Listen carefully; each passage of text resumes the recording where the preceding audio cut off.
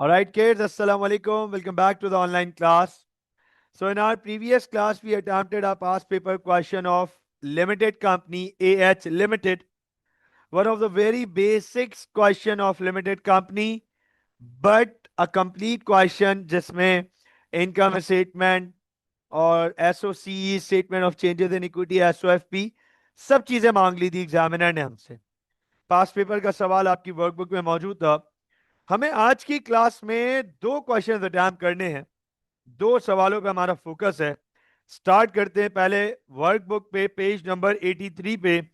आपके workbook page number 83 पे हमारे पास ये क्वेश्चन नंबर 4 मौजूद है. हमने क्वेश्चन नंबर 5 पहले कर लिया था. ये लास्ट क्लास में ही बता चुका हूं कि हम पहले क्वेश्चन नंबर 5 करेंगे, फिर क्वेश्चन नंबर 4 करेंगे. देखते हैं इस सवाल में एग्जामिनर क्या कह रहा है, क्या क्या पूछ रहा है. This is also a question from past paper. Past paper का सवाल है हमारे पास. सवाल पढ़ते हैं, देखते हैं एग्जामिनर की तरफ से इंफॉर्मेशन क्या है और इसको अटेम्प्ट कैसे करना है. The directors of DPLC are preparing the end of year financial statements including the notes to the accounts. जो DPLC के डायरेक्टर्स हैं वो फाइनेंशियल स्टेटमेंट बना रहे हैं नोट्स इंक्लूड करके. The following information is available at 1st January 2017.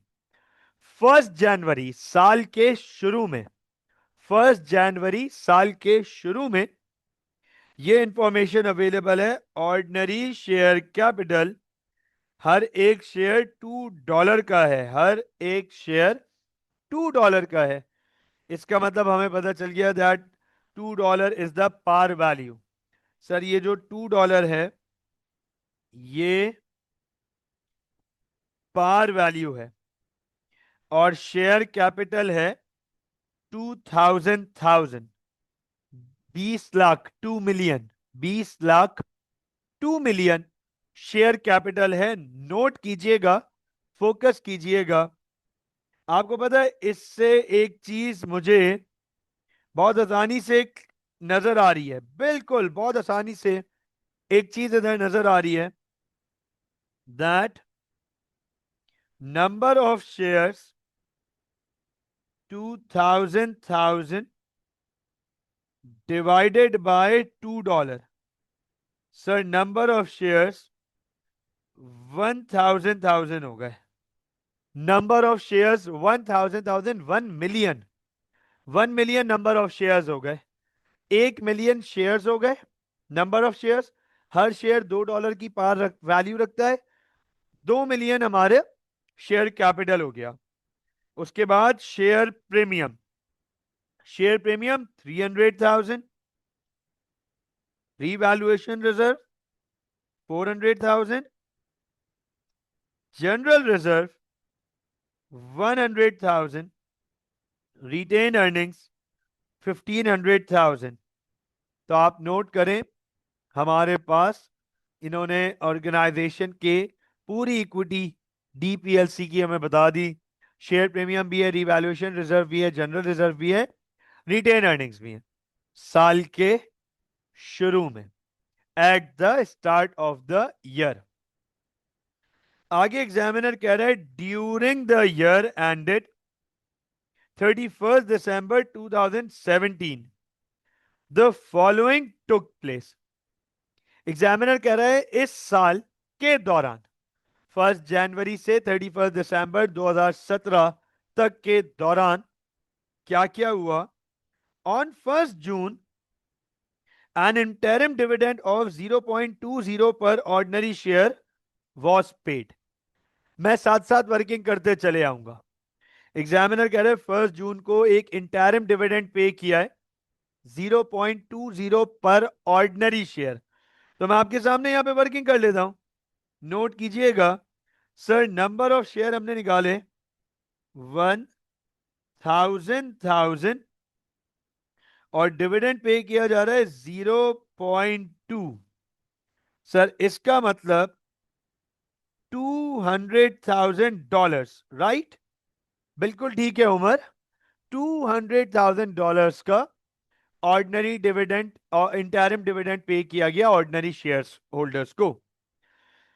On 1 October an issue of 500,000 ordinary shares was made at 2.4 per share to raise money to purchase an additional factory.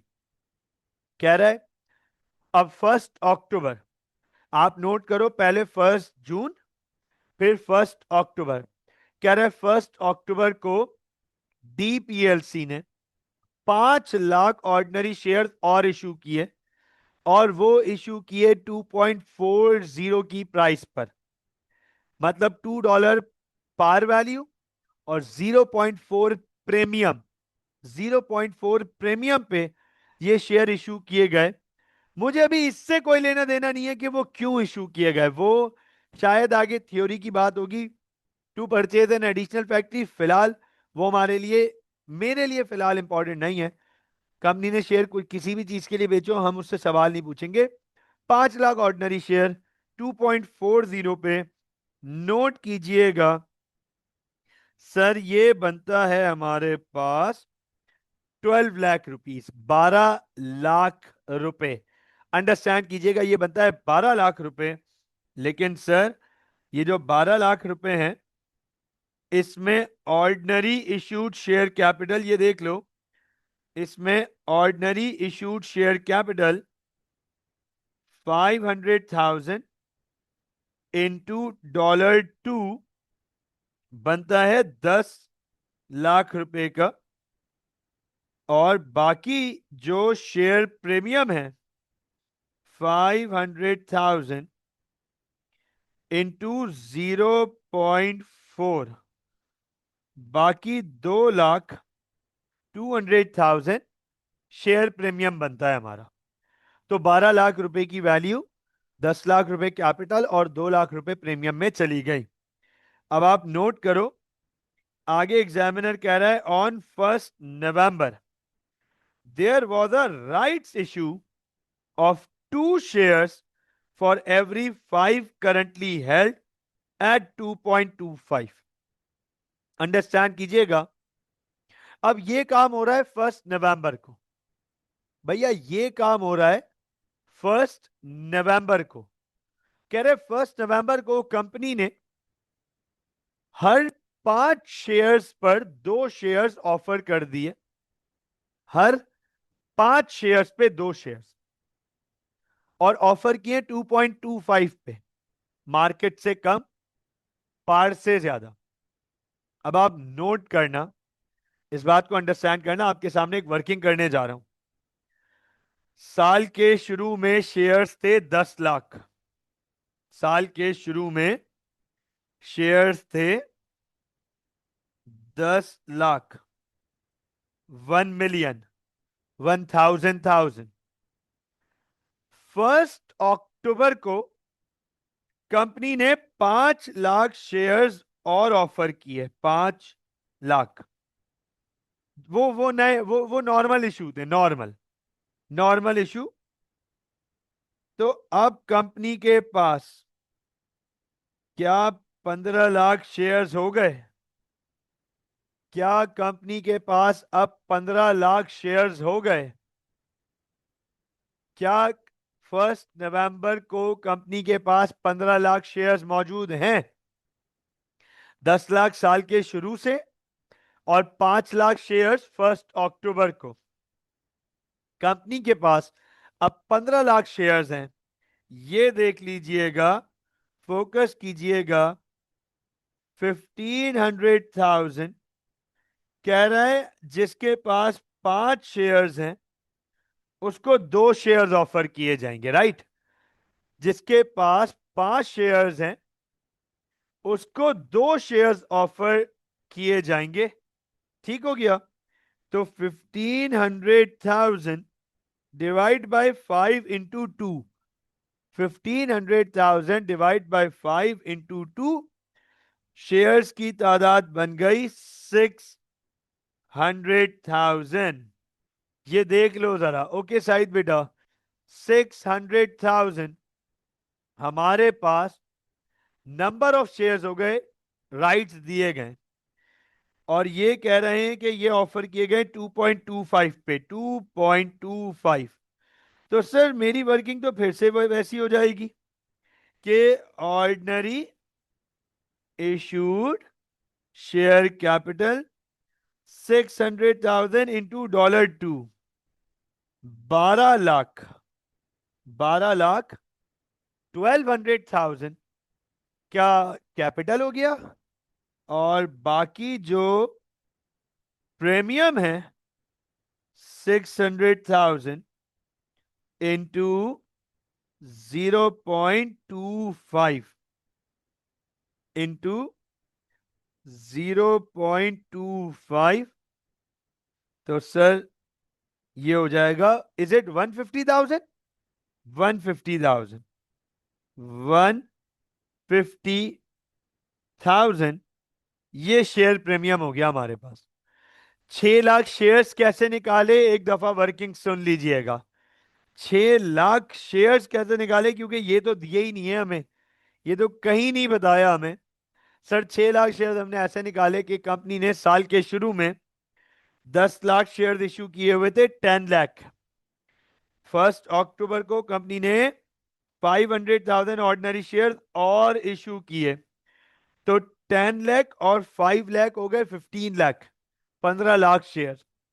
और equation ये है कि जिसके पास 5 shares हैं, 2 shares हर 5 पे 2 shares offer करिए company, मतलब 6 lakh share offer कर रही है, और ऑफर भी 2.25 पे करी है। आगे कह भी रहा है the issue was fully subscribed, बता भी रहा है कि जो ऑफर किया गया था वो फुली सब्सक्राइब कर लिया गया है, इट इज फुली सब्सक्राइब, और एग्जिस्टिंग शेयर होल्डर्स ने शेयर्स एक्सेप्ट कर लिए, एग्जिस्टिंग शेयर होल्डर्स ने शेयर्स एक्सेप्ट कर लिए। तो 2.25 पे किए तो $2 से तो कैपिटल हो गया हमारे पास, 12 लाख रुपीस का कैपिटल हो गया, और बाकी 0.25 के हिसाब से प्रीमियम हो गया 150,000। So I hope that this is very clear now, यहां तक क्लैरिटी होगी। आगे चलते हैं, कह रहा है on 1 November there was a bonus issue of 4 shares for every 10 held. कह रहा है 1 दिसंबर को बोनस इशू किए गए, जिसके पास 10 share, 4 share bonus on that date, the reserves were maintained in their most flexible form। अब सबसे पहले हम ये आइडेंटिफाई करते हैं कि कितने बोनस शेयर्स फ्री में दिए गए, कितने number of bonus shares free में दिए गए। ये आइडेंटिफाई कैसे करेंगे ये देख लो। 10 लाख साल के शुरू में शेयर्स थे 10 लाख, 5 लाख शेयर्स कंपनी ने 1 अक्टूबर को इशू किए, 1 अक्टूबर को।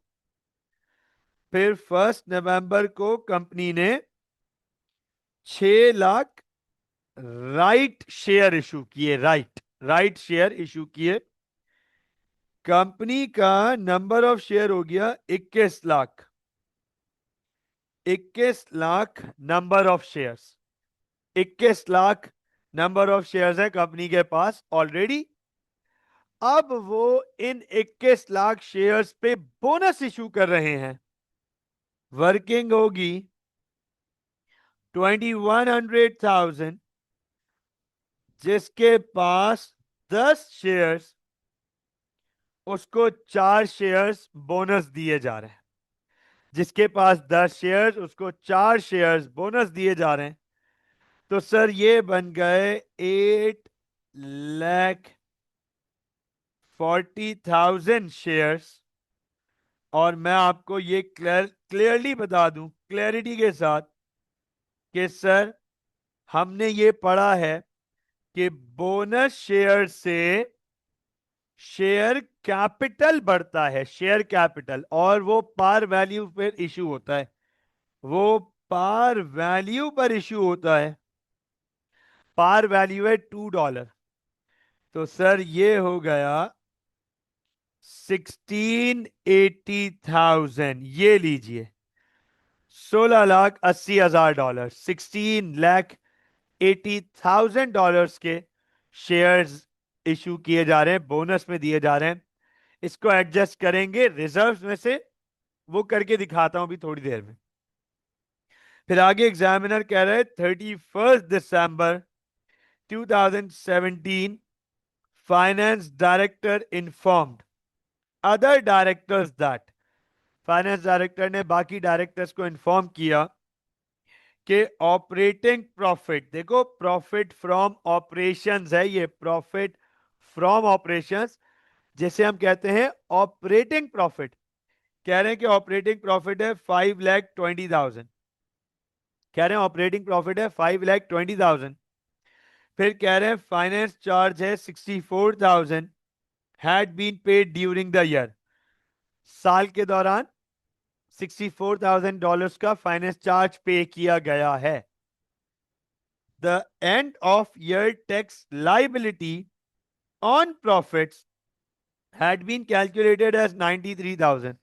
अब मुझे एक बात बताओ, ये क्या मतलब हुआ, the end of year tax liability, tax liability, ये कोई बात मतलब अजीब सी है, टैक्स लाइबिलिटी, टैक्स लाइबिलिटी कैसे है, हाउ इज टैक्स लाइबिलिटी, ये टैक्स लाइबिलिटी कैसे है, ये बात ही नहीं समझ आ रही, टैक्स लाइबिलिटी, ये क्या लिखा है, the end of year tax liability. समझा देता हूं, सुन लीजिएगा। टैक्स कभी भी ऑर्गेनाइजेशन सेम ईयर का टैक्स सेम ईयर में पे नहीं कर पाती, ये ऐसा नहीं है कि वो करना नहीं चाहती, वो कर नहीं पाती ये काम। क्या नहीं कर पाती, जिस साल का टैक्स है उसी साल दे देना। क्यों नहीं कर पाती, उसका उसका रीजन भी बता देता हूं, उसका रीजन बता देता हूं।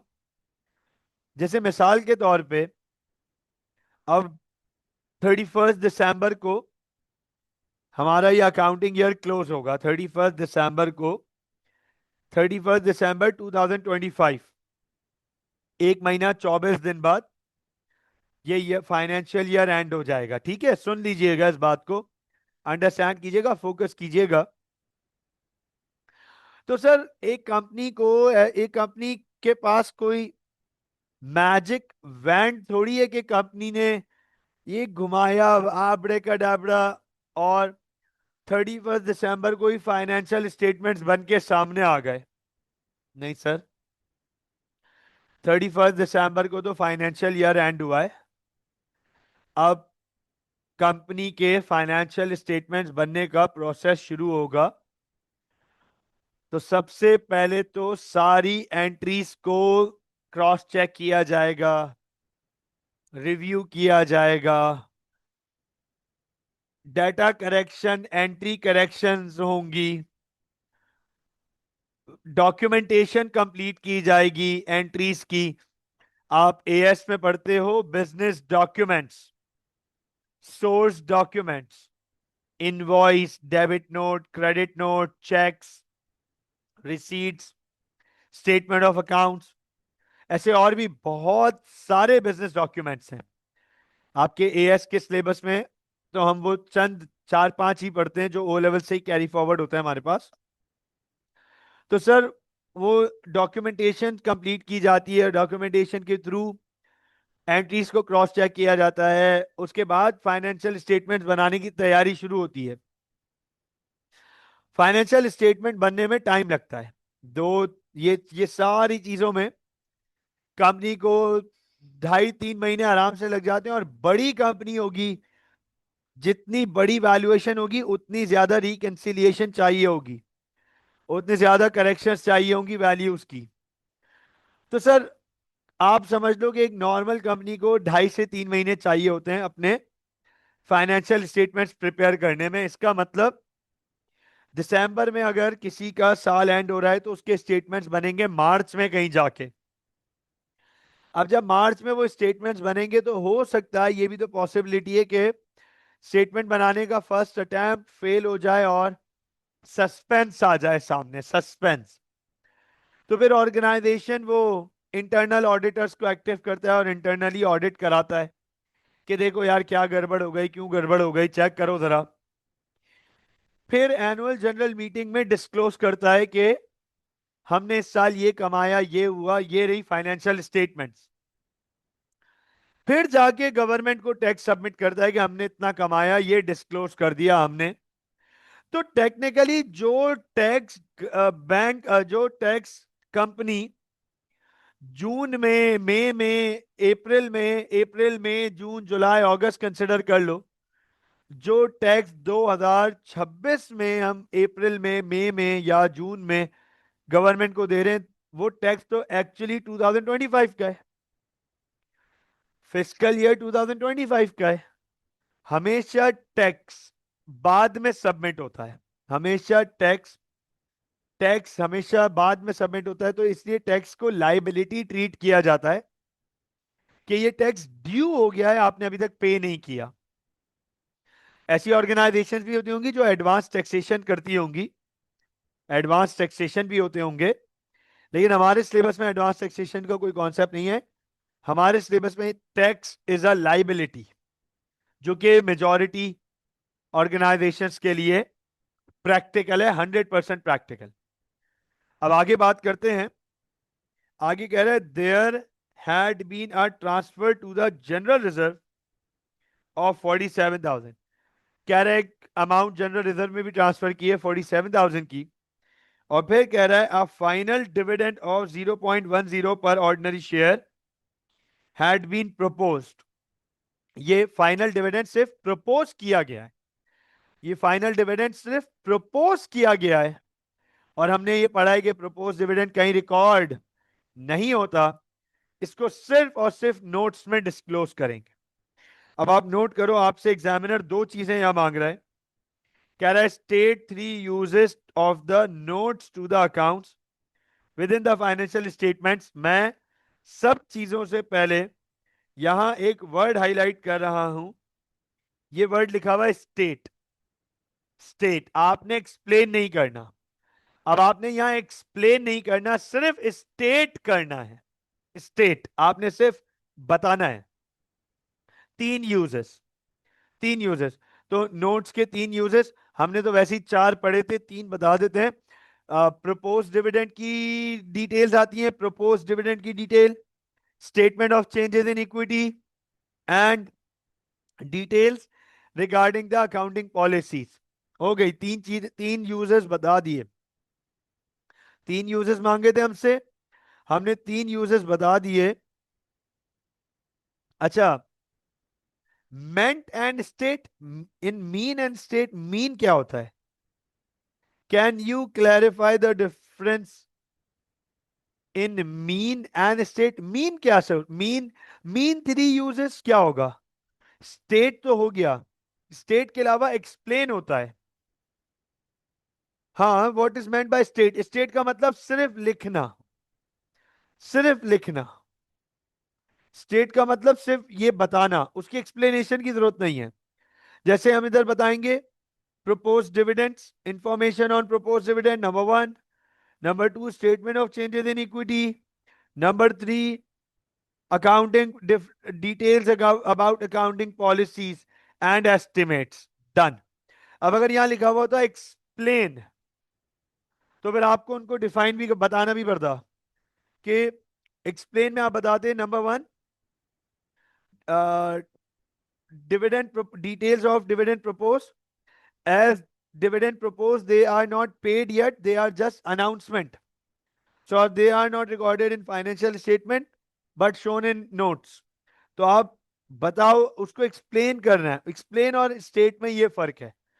मुतीब, I hope that this is clear, I hope that this is clear. ठीक है बेटा, आगे चलते हैं। आई होप कि आप यही पूछ रहे थे। आगे चलते हैं। अब एग्जामिनर कह रहा है prepare the statement of changes in equity. आपसे एसओसी मांग रहा है, एग्जामिनर एसओसी मांग रहा है और कह रहा है a total column is not required. कह रहा है टोटल कॉलम रिक्वायर्ड नहीं है, टोटल कॉलम की जरूरत नहीं है। मैं आपके सामने यहां पर आंसर के लिए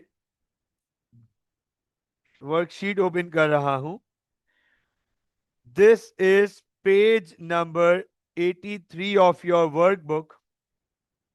page number 83, DPLC, and we are about to prepare the statement of changes in equity.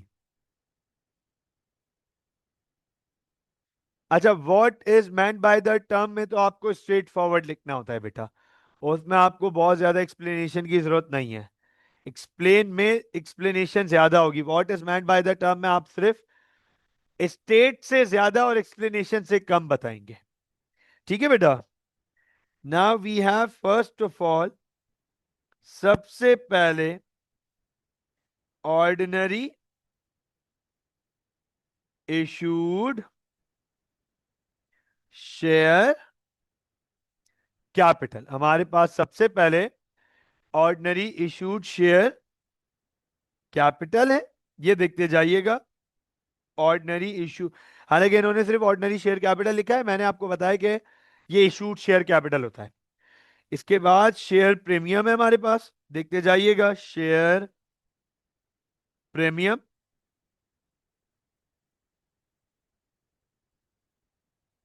ठीक हो गया। फिर है रीवैल्यूएशन रिजर्व। हमें सवाल में रीवैल्यूएशन रिजर्व भी दिया गया है। फिर है general reserve.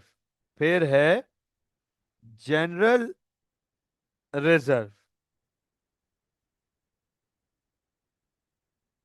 General reserve.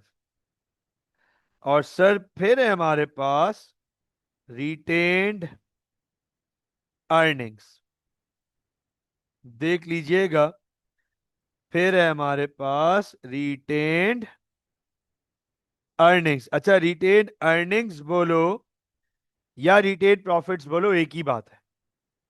Total column नहीं मांगा तो हमें टोटल कॉलम प्रोवाइड करने की जरूरत नहीं है। अब सबसे पहले आ जाएगा हमारे पास balance brought down, opening balance. Balance brought down हमारे पास, सबसे पहले ओपनिंग बैलेंस आ जाएगा हमारे पास।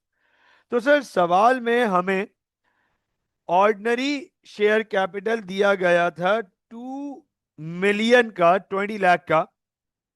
ये मैं यहां पे शो कर दूंगा 2,000 ये लीजिए, 2 मिलियन आ गया हमारे पास ऑर्डिनरी इशूड शेयर कैपिटल साल के शुरू में, स्टार्ट ऑफ द ईयर। उसके बाद शेयर प्रीमियम 300,000, शेयर प्रीमियम 300,000 साल के शुरू में। रीवैल्यूएशन रिजर्व 400,000, 400,000 रीवैल्यूएशन रिजर्व आ गया। जनरल रिजर्व 100,000, ठीक हो गया। और रिटेन्ड अर्निंग्स 1,500,000। नोट कीजिएगा, फोकस कीजिएगा, these are the amounts available to us from the question. ये वैल्यूज हमें क्वेश्चन से अवेलेबल हैं। The values at the start of the year, साल के शुरू में ये वैल्यूज हैं हमारे पास। अब हमारे पास सबसे पहले एसओसी में, मैं ये बात आपको लास्ट टाइम भी बता चुका हूं, आज भी बता रहा हूं कि मेरी रिकमेंडेशन होती है कि आप सबसे पहले profit for the year retain earnings में ऐड करा दो। आप सबसे पहले प्रॉफिट फॉर द ईयर को रिटेन अर्निंग्स में सेटल डाउन करा दो। अच्छा, अंडरस्टैंड कीजिएगा, आपको अगर अगर इस सवाल में प्रॉफिट फॉर द ईयर को लेके जाना है, आपको अगर इस सवाल में आपको प्रॉफिट फॉर द ईयर को लेके जाना है, तो या तो आप सबसे शुरू में लेकर आओगे या फिर सबसे आखिरी में 31 दिसंबर को लेकर आओगे, 31 दिसंबर को। क्योंकि सर 31 दिसंबर को आपके सामने डायरेक्टर ने प्रॉफिट डिस्क्लोज किया है, और अभी भी profit for the year disclose नहीं किया है। उसने आपको ऑपरेटिंग प्रॉफिट बताया है, operating profit. Profit for the year तो आप खुद निकालेंगे, कैसे निकालेंगे सर? हमने ये बात पढ़ी है, we have we have studied this thing के ऑपरेटिंग प्रॉफिट में से हम लेस करते हैं इंटरेस्ट और लेस करते हैं टैक्स, तब जाके हमें मिलता है profit for the year. Operating profit है 520,000, नोट कर लीजिएगा। ऑपरेटिंग प्रॉफिट यहां दिया हुआ है 5,20,000। पहले इंटरेस्ट माइनस करेंगे 64,000, ये देख लीजिएगा, पहले इंटरेस्ट माइनस करेंगे 64,000 और फिर टैक्स माइनस करेंगे 93,000। तो हमारे पास आ जाएगा profit for the year. Profit for the year कितना आएगा? 520 माइनस 64,000 माइनस 93,000, 3,63,000। ये लीजिए sir profit for the year added to the retain earnings. इससे रिटेन अर्निंग्स की वैल्यू बढ़ेंगी प्रॉफिट फॉर द ईयर से। अब सर सवाल में हमें जो सबसे पहली डेट दी है 1 जून को, कि इंटरिम डिविडेंड दिया है 2 लाख का इंटरिम डिविडेंड। तो सर यहां पे मैं लिखूंगा इंटरिम डिविडेंड, ये देखते जाइएगा, इंटरिम डिविडेंड। और इंटरिम डिविडेंड पे करने से रिटेन्ड अर्निंग्स कम होंगी। इंटरिम डिविडेंड पे करने से रिटेन्ड अर्निंग्स कम होंगी, माइनस कर दिया 2 लाख। इंटरिम डिविडेंड के बाद कंपनी ने नए शेयर इशू किए, new shares, new issue. Normal issue है, न्यू इशू है। तो सर कंपनी के पास शेयर कैपिटल बढ़ रहा है 10 लाख से, और 2 लाख से उसका प्रीमियम बढ़ रहा है इस ट्रांजैक्शन में। तो 1 million will be added to share capital and 200,000 will be added to share premium। Share premium की तादाद बढ़ के शेयर प्रीमियम की क्वांटिटी या वैल्यू बढ़कर हो गई है 500,000। इसके बाद 1 दिसंबर को, नहीं सॉरी 1 नवंबर को कंपनी ने राइट इशू किया, जिसमें शेयर कैपिटल बढ़ा 12 लाख से और शेयर प्रीमियम बढ़ा 150,000 से 1.5 लाख से। यहां लिख रहा हूं राइट इशू, देखते जाइएगा, राइट इशू 1200,000 एंड 150,000, ये लीजिए 12 लाख और 1.5 लाख, और ये रही वैल्यूज हमारे सामने। इसके बाद 1 दिसंबर को कंपनी ने बोनस शेयर इशू किया, बोनस, ये देखिएगा बोनस। अब सर बोनस से शेयर कैपिटल बढ़ता है, हमें यह पता है कि बोनस से शेयर कैपिटल बढ़ता है। कितना शेयर कैपिटल बढ़ा? 16,80,000, 16,80,000 से हमारा ऑर्डिनरी शेयर कैपिटल बढ़ा, इंक्रीज हुआ। लेकिन हमने ये पढ़ा है कि इससे पैसे तो आते नहीं है। सर पैसे नहीं आते तो फिर क्या करेंगे? इसको रिजर्व से एडजस्ट करेंगे। किससे एडजस्ट करेंगे? रिजर्व से, और रिजर्व्स को फ्लेक्सिबल फॉर्म में रखना है, ये लिखा हुआ, रिजर्व्स को फ्लेक्सिबल फॉर्म में रखना है। अब फ्लेक्सिबल फॉर्म का मतलब है सबसे पहले एडजस्टमेंट होगी शेयर प्रीमियम से। तो आप हम मैं और आप सीधा चलते हैं शेयर प्रीमियम में। शेयर प्रीमियम में पहले से 3,300,000 मौजूद थे, पहले से 3,300,000 मौजूद थे। 2 लाख और आए और 1.5 लाख और आए। कंपनी के पास शेयर प्रीमियम में मौजूद हैं 6.5 लाख, 6,50,000। ये 6,50,000 कंपनी शेयर प्रीमियम से एडजस्ट करा देगी। लेकिन अंडरस्टैंड करना, गौर से देखना, जो 6,50,000 कंपनी ने ये शेयर प्रीमियम से एडजस्ट कराए हैं, तो शेयर कैपिटल तो 1680, 16,80,000 का इशू हो रहा है। अभी पूरी एडजस्टमेंट नहीं हुई। अभी पूरी एडजस्टमेंट नहीं हुई। कितने की एडजस्टमेंट रह गई सर? 10,30,000 की एडजस्टमेंट रह गई। 10,30,000 रुपए की एडजस्टमेंट अभी भी रह गई है। 10,30,000 रुपए की एडजस्टमेंट अभी भी रह गई है। अब आप चाहो पहले जनरल रिजर्व से करा दो 1 लाख रुपए की एडजस्टमेंट, बाकी करा लो रिटेन से, या डायरेक्ट रिटेन से करा दो।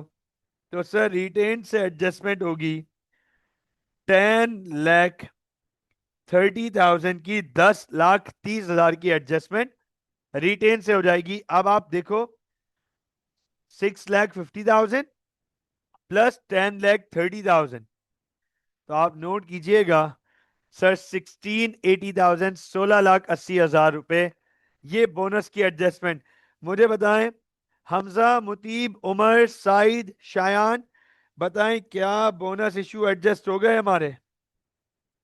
क्या बोनस इशू एडजस्ट हो गए हमारे? क्या बोनस इशू एडजस्ट हो गए हमारे? हमने बोनस इशू किए, पहले शेयर प्रीमियम से एडजस्ट कराए और फिर रिटेन अर्निंग से एडजस्ट कराए। ठीक हो गया। फिर एग्जामिनर कह रहा है कि बोनस इशू तो हो गया, एग्जामिनर कह रहे हैं ट्रांसफर किया जनरल रिजर्व में 47,000। ये देखिएगा, ट्रांसफर ट्रांसफर तो जनरल रिजर्व में 47,000 आ रहे हैं, ऐड हो रहे हैं। जनरल रिजर्व में 47,000 आ रहे हैं, ऐड हो रहे हैं। ये 47,000 निकाले कंपनी ने रिटेन अर्निंग से, रिटेन अर्निंग से निकालकर जनरल रिजर्व में डाले। और सबसे आखिरी चीज है dividend propose. Sir dividend propose record नहीं होता, कहीं शो नहीं होता, सिर्फ डिस्क्लोज किया जाता है नोट्स में, दैट इज इट, नोट्स में डिस्क्लोज किया जाता है। तो सर अब हमारे पास सारी चीजें डन हो गई। हमें क्लोजिंग इक्विटीज निकालनी है। ये देख लीजिएगा, मैं आपके सामने क्लोजिंग इक्विटीज की वर्किंग करने जा रहा हूं, गौर से देखिएगा। तो सर ये हो जाएगा हमारे पास 2 million plus 1 million plus 1.2 million plus 1.68 million, sir 5,880,000। ये हो गया हमारे पास ordinary issued share capital at the end of the year, balance carried down. 20 lakh share साल के, 20 लाख कैपिटल साल के शुरू में था, 10 लाख का नए शेयर के थ्रू हुआ, 12 लाख बोनस के थ्रू, और 16,80,000, सॉरी राइट के शुरू थ्रू 12 लाख और 16,80,000 बोनस के थ्रू। इसी तरीके से शेयर प्रीमियम को देखो, शेयर प्रीमियम साल के शुरू में 3 लाख था, फिर 2 दफा साल में आया, 2 लाख और 1.5 लाख हो गया 6.5 लाख। बोनस में सब चले गया, जीरो, डैश जीरो। रीवैल्यूएशन बेचारा मासूम शरीफ एज इट इज रहेगा 400,000। जनरल रिजर्व हो गया 147,000, और रिटेन अर्निंग्स निकालते हैं। Retain earnings 1,500,000, plus 363,000 minus 200,000 minus 1,030,000 and minus 47,000. Sir, 586,000. 586,000 जी उमर, यही वैल्यू आ रही है बेटा 586,000। तो ये देखें, ये आपकी बन गए statement of changes in equity. आप मुझे बताएं, ये 15 मार्क की एसओसी थी और 3 नंबर का वो न्यूमेरिकल वो थ्योरी थी। Is this question clear? Yes please.